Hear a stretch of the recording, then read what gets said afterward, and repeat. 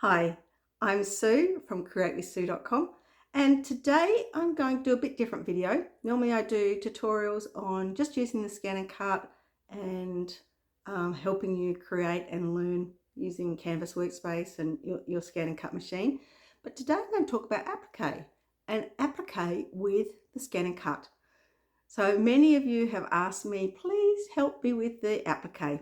So that's what my plan is to do. I'm going to do a little applique series, and I've discovered that filming applique is a little bit tricky, so it's taken me a bit of practice. I've been working on it though.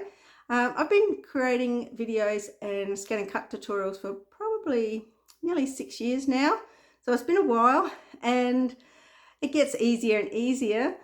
Changing the shift a little bit has been tricky. So my ScanNCut is in one room, and this is actually my lounge room I'm in. So we've converted the lounge room, and my sewing equipment is all in a tiny little craft room, which I couldn't quite fit into for a lot of things. And we've worked it out. Well, I've worked it out as good as I can anyway. I did work out though that instead of calling my name Create with Sue, I should have called it Create a Mess with Sue, because I have a big mess. Everywhere I go, I'm looking and I'm going, oh my God, what a mess. So I'm a bit of a messy creator. Then I try and tidy it up and make another mess because I'm always crafting. I will take you into the other room and show you the machines we're going to be learning on. And I'll see you in the next room. It's a bit of a nuisance it's in 2 rooms, but never mind. We'll work on that. I'll see you in a minute. Oh, actually, before I go from this room, I'll just mention that I have 3 ScanNCut machines, 2 of which this one cuts will read PES files, and this little 1000 does not. So some models actually read the PES files. This is a 2200D SDX model, and that will read PES. I've also got a CM900 that will also read PES files. So if you've got PES, that is also one way to do it.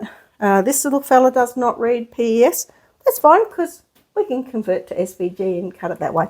And this is the one I've actually been using. This little one here is the one I've been using. Oh, get my camera in line here. This one's the one I've been using for the files.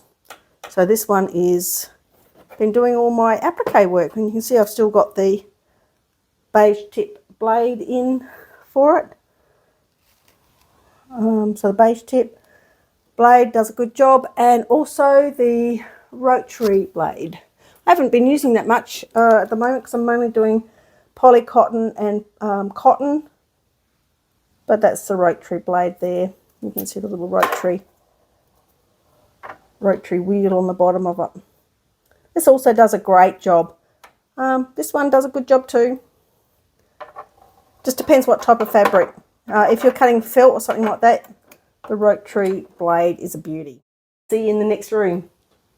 Okay, I'm in my other room, and this, would you believe, is my very first embroidery machine. It is, I've worked at it, broke probably about 6 months ago. I went to use it, it wasn't working, and I thought, will I get it fixed or not? And I asked the group, many said fix it, others said buy a new one.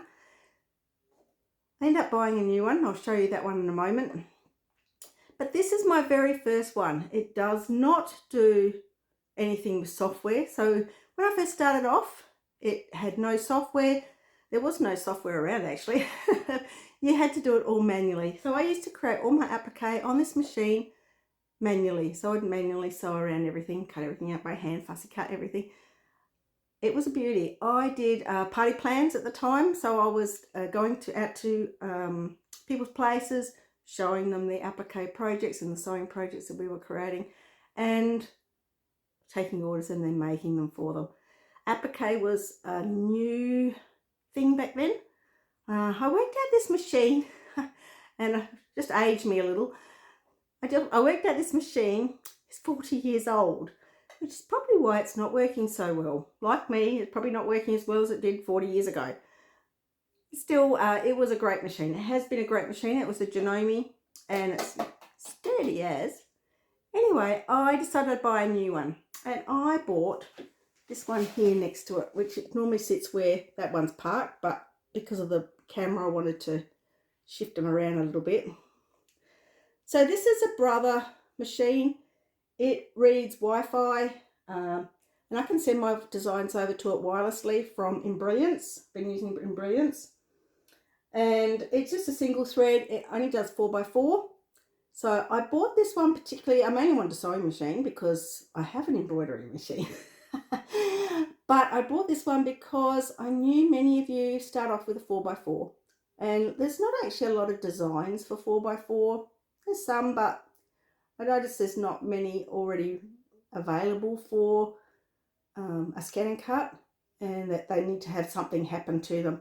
So this is what this applique series is going to be, to help you get it from your design, to cut it out on your cutting machine and sew it with your sewing machine. One like this one, potentially. You might have a bit fancy one, that's fine. I quite like this little one, but I also have, let's come past all my mess here, I also have this beautiful little 6 thread here. Now I've had this one here for probably 15 years. It's a Brother PR655, 6 threads, no Wi-Fi, was before Wi-Fi. And I've used, over those years, I've used Brother PE design software. My version does not have export to SVG. The newer software, many of them do. So you can look for that in your software. If you've got different software, that's fine.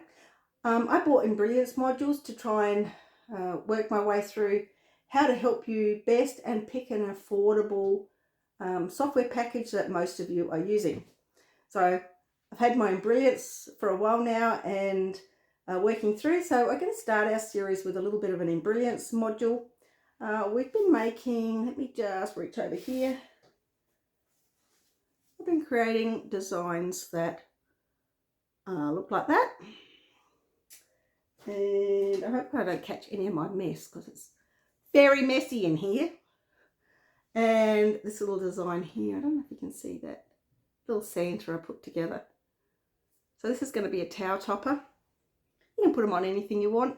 I'm creating some free designs, so they'll be in my library. And I mostly use Brother machines, so hopefully let me know if they do not work out for other machines, and I'll work on how to do that. But they should. I haven't got the ability to test them for other brands. You like and subscribe down below so you don't miss out on any of the applique series if you're into applique. If you're not into applique, that's fine. I've got more series coming for other crafts, like other paper craft projects, vinyl projects. I love vinyl projects, so lots of vinyl projects. I love crafting, actually. Just funny about that. If you would like some on this type of machine, on a bigger machine, because I got the 4x4 because that was enough to teach you guys, for me to teach you guys. But I'm very familiar with this model, and I'm mostly using a 200 by 300 frame on this one. I've got a magnetic frame, so I love that. I'm finding the little 4x4 fiddly in comparison, but it does the job. It's doing a good job too. Okay, don't forget to subscribe. Let me know what you would like the training on, and I'll see you in the next video. See ya.